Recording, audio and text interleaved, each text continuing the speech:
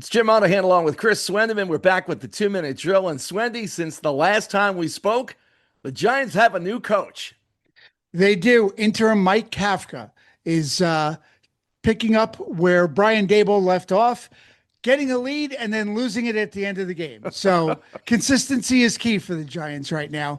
And I will tell you, Jim, I put together a list of the names that have been bandied about so far for Giant head coach. Okay. And this is a pretty ugly ass list. I'm not going to lie. This is the not the who's who, but the who the heck maybe are. I mean, names like, do any of these excite you? Mike McCarthy, Huh. Matt Nagy, Arthur Smith, Steve Spagnuolo, former Giant. That could have possibilities. Maybe. Lou Anarumo Wow. or Chris Shula.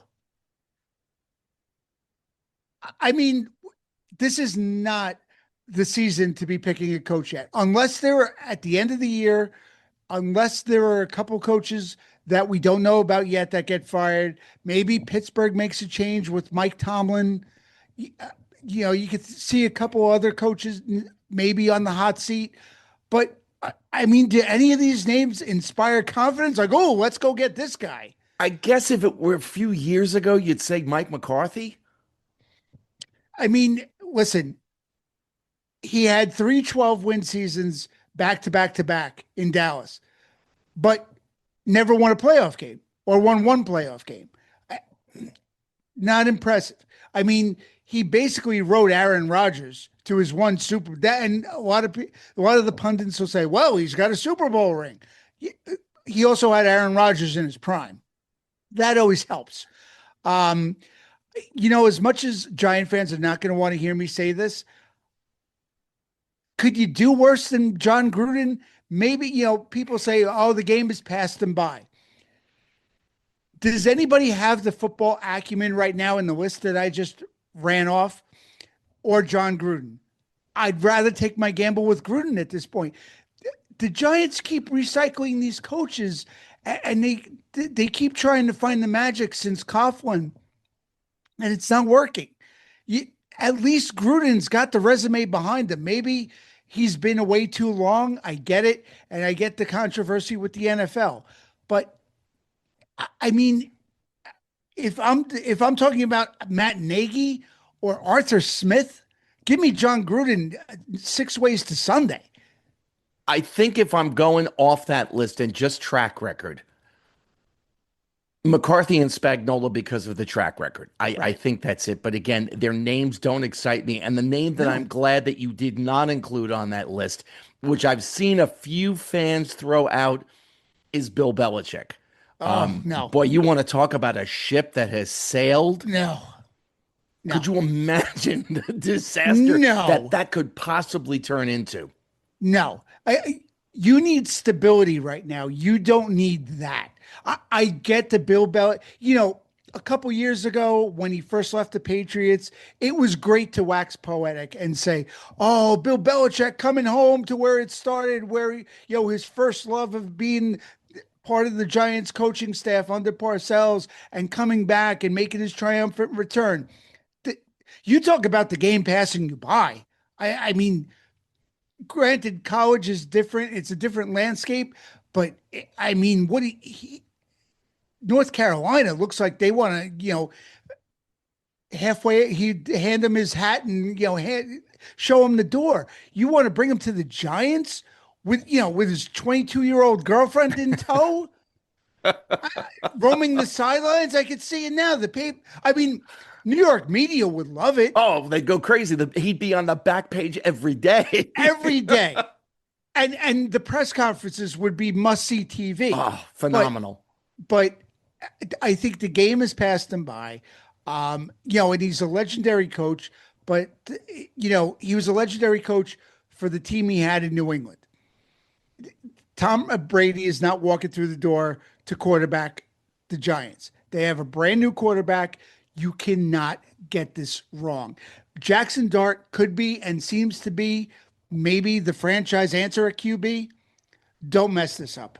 And, you know, we could say Joe Shane is staying, but who knows what happens at the end of the year? Maybe they have a change of heart because right now you keep the GM and you're looking for a new coach.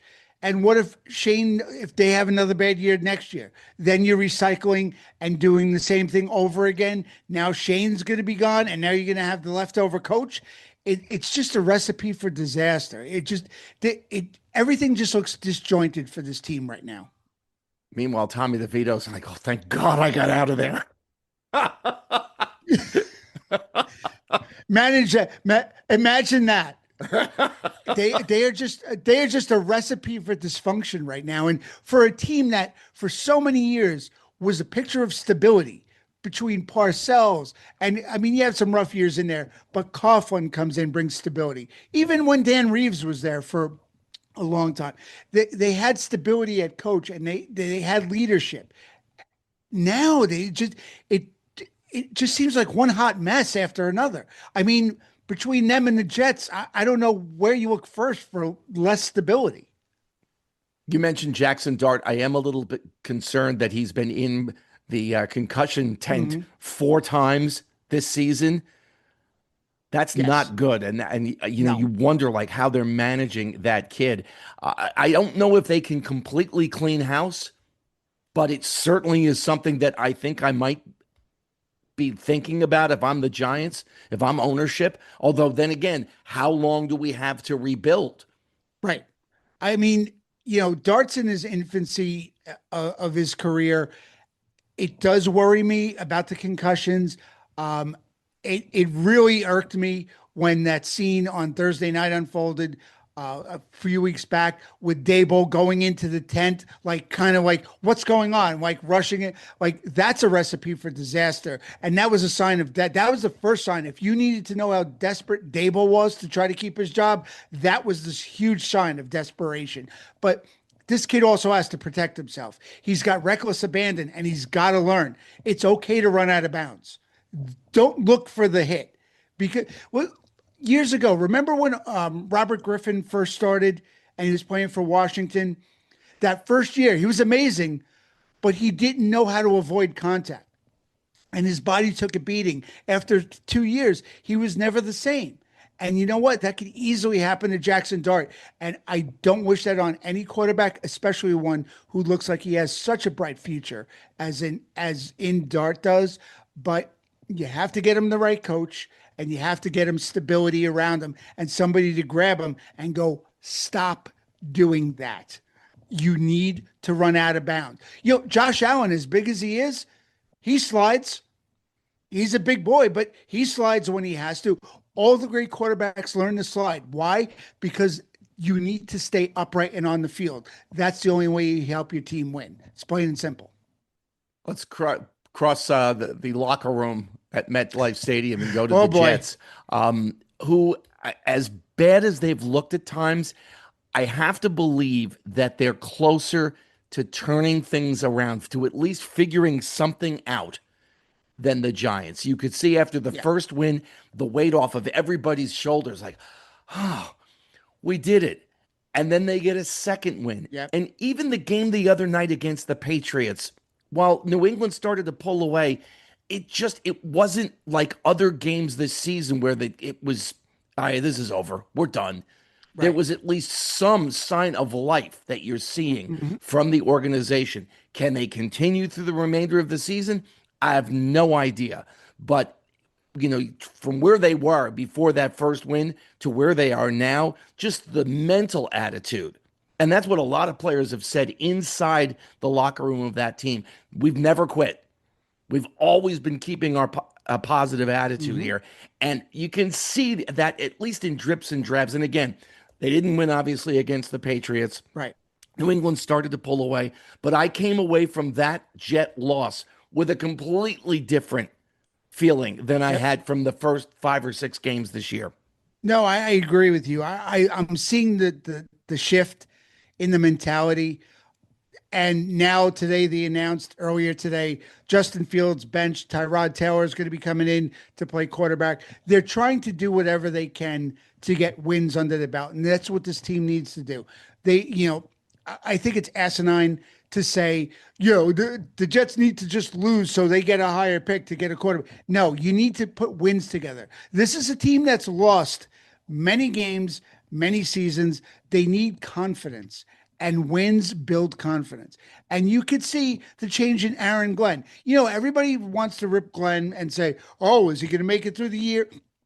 What do you expect a first-year head coach? He's never been a full-time head coach. What were they saying about Dan Campbell in Detroit his first year? What did he win? One game his first year? It's about building a program, building confidence in your team, building trust. And Glenn is doing that. He's trying.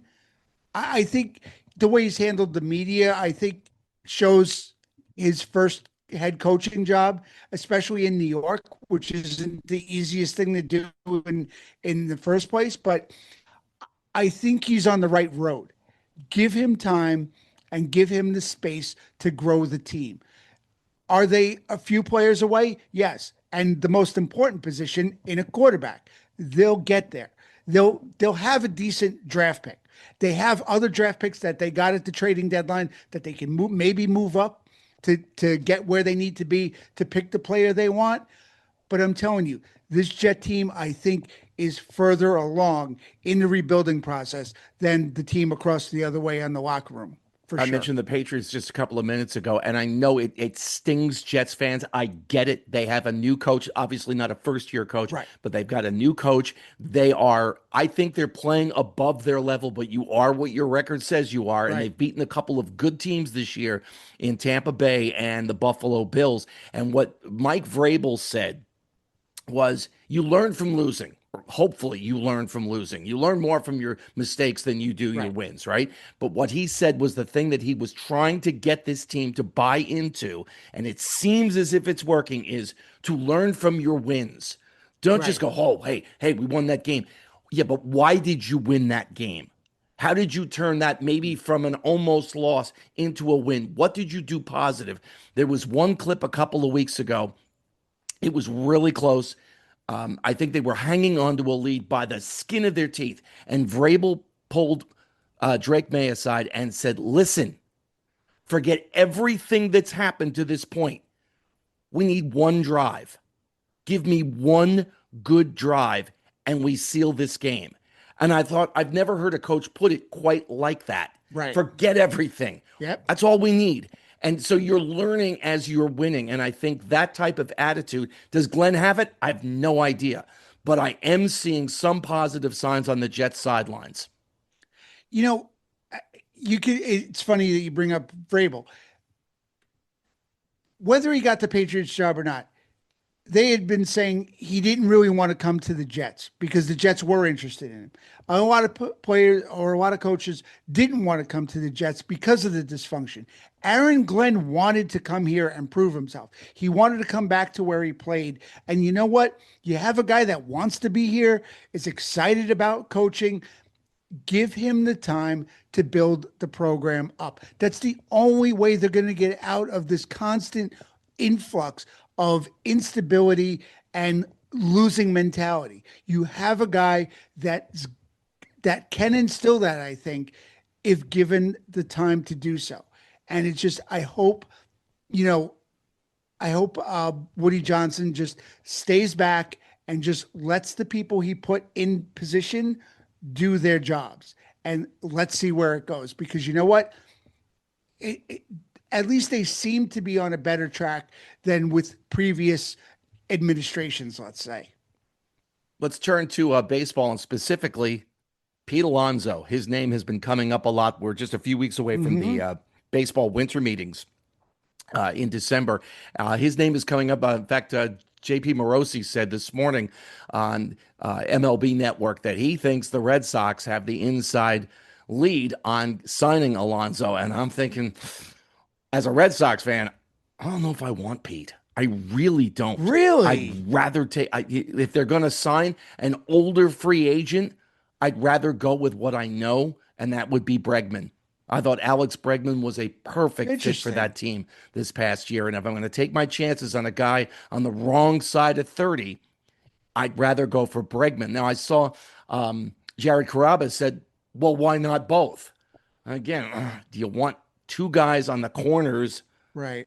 on the other side of 30? Meanwhile, Josh Naylor signs a 5-year deal Yep. with the Seattle Mariners, said to be worth about 92.5 million. Yep. Naylor's a couple of years younger than Alonso, not quite the power hitter that Pete is, but I'm wondering if 5 years, 92.5, if that sends a message to Pete saying, here's what you're worth. You're going to be 31 on opening day. You're not great defensively. Yeah, you got a Right. big, powerful right-handed bat, but Yeah. As a Yankee fan, I'm really not looking forward to seeing Pete in Boston hitting in that park in Fenway. I think he would crush balls out of Fenway Park.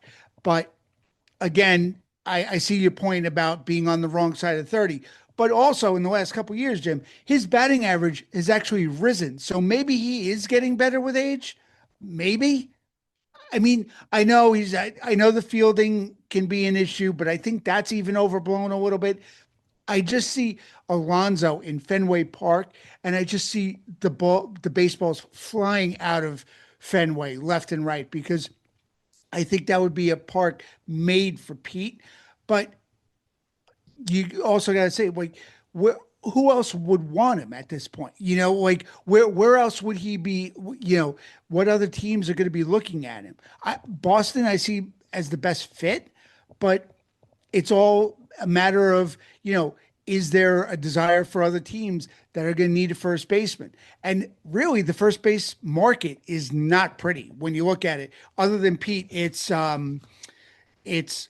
Goldschmidt, definitely wrong side of 30. We saw that up close in the Bronx. Reese Hoskins, and I mean, Bellinger can play first, but he's more of an outfielder at this point. So it's really Pete's market. I think he's going to be the one to dictate, and maybe be the first one signed this year instead of, doing that dance with the Mets. But I still think if the Mets are smart, you keep that protection for Soto and you do what you need to do to keep him. He's a homegrown guy, but you don't know what the Mets plan is at this point. I don't know if you saw what some of the stuff that was coming out about the kid Skeens from the Pirates. Yes, Always going to be a Yankee in a few years. He's like, I want to be in Pittsburgh. Now, I'm sure he's just trying to say the right thing, right. but that when free agency hits, this man is going to be very, very wealthy. There's going to be teams Oh, lining up to sign him. yeah, absolutely. And do you put it past Pittsburgh, in once he gets close to free agency to trade him? I mean, how many pitchers has we see Garrett Cole, and so many others, a litany of others, Tyone, and all these other pitchers that came up through the Pirate system. Skeens is just going to be another one, and I think it's so sad for such a storied franchise like the Pirates that this is just going to be another ex-Pirate at some point. It's just a matter of when. Would I love to see him in pinstripes? 1,000%. But what would it take to get him? It basically half your farm system at this point if Pittsburgh, was smart. But again, it just seems like Pittsburgh's already resigned to the fact, well, clock's ticking because, a few years from now, once he hits free agency, he's going to be gone. So what are we going to get for him? But I mean, the guy is just a beast. He's fun to watch. He He really is. really He and is. Scooble Yeah, are both very, very much fun to watch. Throw a baseball around. absolutely. And I mean, whoever, and even Scooble. I mean, the guy is a mega talent, and they're talking about he could be traded this offseason. So it's, I guess if teams figure they're going to price themselves out of the contract for players like this, might as well trade him and say, could you imagine him on the Mets? Oh my gosh! And do you think the Mets need him? Oh, just a bit. Yeah, the Clay Holmes experiment didn't work, No. guys. So maybe you need to bump it up a little bit more. Uncle Steve, if you're listening, you may want to make pitching at the height of your priorities this offseason. Hey, before we sign off, a couple of pop culture notes. If you haven't seen the Bruce Springsteen film yet, and I know you haven't, Chris, but people watching slash listening, if you haven't seen it yet, make a point. It's very, very good. It's dark. I've heard a couple of comments, oh, they got the Stone Pony Cats on a Smooth Surface stuff wrong.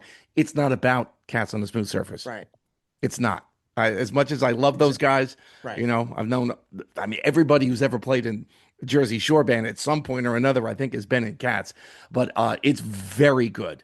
It captures the essence of what was going on. And there's another film, it's been out for a while at various film festivals, but it's just coming on now to HBO Max, and that is One to One, John and Yoko, which captures John Lennon and Yoko Ono moving to New York City in the early 1970s, down into a small apartment in Greenwich Village. So it's pre-Dakota, but they've come into New York City at a time when there's a guy going through Bob Dylan's garbage. If you know the story of that guy, Yep. AJ Weberman. Mm-hmm. And it's a fascinating story. I had a chance to speak with the director of the film, and I said, you know, I obviously lived it through all of this, but going back and seeing it all happen from that period, that 18-month period, I said, we think we're dysfunctional as a country now.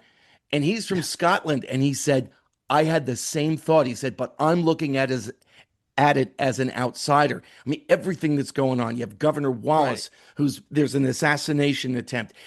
They're trying to deport John and Yoko. You know, immigration problems. We've got the Vietnam War going on. There's civil rights things going on. It's just one after the other after the other, and you think, wow, maybe we're not as bad off now as we think we are. But it is a fascinating film, and there's footage of John at Madison Square Garden, the one-to-one concert, which was a benefit for the Willowbrook Institution out in Staten Island, if you remember that. Yep.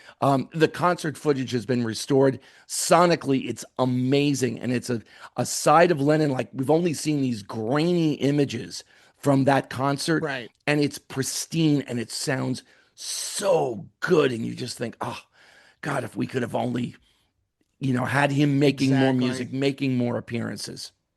But those are two things I think you want to check out. Oh, I definitely do. Absolutely, for sure. And that's the 2-minute drill for this week. You know the drill. Like, subscribe, thumbs up. Well, you could do the thumbs down too if you like. I think it gives us more. Thumbs up. We prefer the thumbs up. We prefer it, but you know, either way, give us a thumb. Yeah, the way the algorithm, excuse me, take two.